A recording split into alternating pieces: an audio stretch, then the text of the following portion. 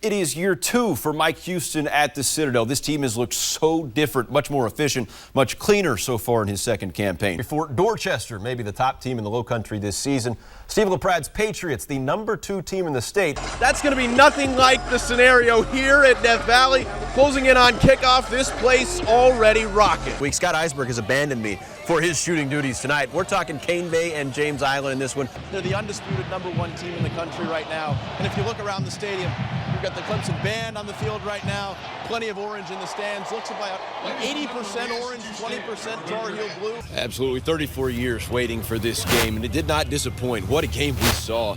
Back and forth until the final quarter when Alabama simply just too good. Scotty, a dominating performance for the Georgia Bulldogs, but between the hedges, it didn't really feel like a coming out party for Georgia or anything other than this is just where South Carolina is right now. Sean Elliott is a candidate for this job. I think this is a good audition period for him. They go 6-0. This is his job. I'm sure there's a certain school in the upstate that had an interim head coach as well, and that turned out pretty well for Clemson. I had to get a plan together in less than, God, it seemed like couple hours, how we're going to address this situation, how we're going to move forward. This thing was totally different. It was out of character for everything I've ever been a part of. But the way we came back and the way we rallied, it was a special night. It was a special night, and I hope our fans understand that. The Gamecocks do pick up their first SEC win of the season. Derek Mason, he's been a head coach in this league for more than a year. He's still winless in the SEC. Shows you just how hard it is to win in this league. The Gamecocks off next Saturday before they head down to College Station to face Texas A&M. Something tells me that kid from Camden, one with the big smile on his face, plenty to work on before they hit the road. In Columbia with the Gamecocks, Daren Stoltzfus, College Football Saturday. To our athlete of the week, a defensive tackle for the Cane Bay Cobras. Just like I'm sure many on this team, our athlete's mom a bit nervous when her child started playing organized football in the 8th grade. But now a junior, that love for the game building, now ready to make an impact. Just probably not in a way you'll expect. Finish, pump your arms, that's better. It's the first day of full pads for the Cane Bay Cobras. This season, the credo, little things matter. I mean, we demand a lot of our kids. But sometimes it's the little things that make each football player who they are. Square up. That's certainly the case for number 67. Blends in so well with the rest of the team that sometimes you forget.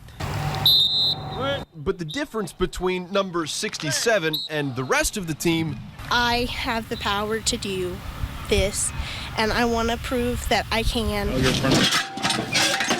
Even if they don't believe in me, I still have that power, and I know I can do it. She's extremely hard worker. She's in our weightlifting programs with our boys, and she outworks most of them. She's doing the same thing the boys are doing and excelling at it. Ashley Ramsey, just one of the guys. For this team, the same drills, the same hard coaching. We get the same treatment. We have to do the same things all the time. There's no special treatment for any of us. I always tell those kids, when I see Ashley get tired, I'll know we've done too much, but she don't ever get tired. She don't ever quit. What she's doing, pretty impressive. A lady strong enough, driven enough to make an impact in what we too often call a man's game. Most girls don't get to do this because they feel that they can't. She falls right in place and does what they do, and you know, we just feel like if she's going to get playing time, she's going to have to earn it just like everybody else, and when she does, she'll know that, you know, it's not because she's a girl, it's because she's a football player. Are we going to see her? I mean, is she good enough to get on the field for you? I hope so. I hope so. And, you know, just like anybody else, there's no easy games on our schedule, so we're going to put the best 11 on the field at all times, and hopefully she'll get in there. That big difference between Ashley and her teammates, ultimately, not that big after all. Don't often see female defensive tackles, that's for sure. CSU, they open football practice tonight. We'll have that at 11 o'clock. I hope she gets a chance to play. I do too. It sounds like she's going to. She certainly works hard enough for it. She's not going to give up. You know why?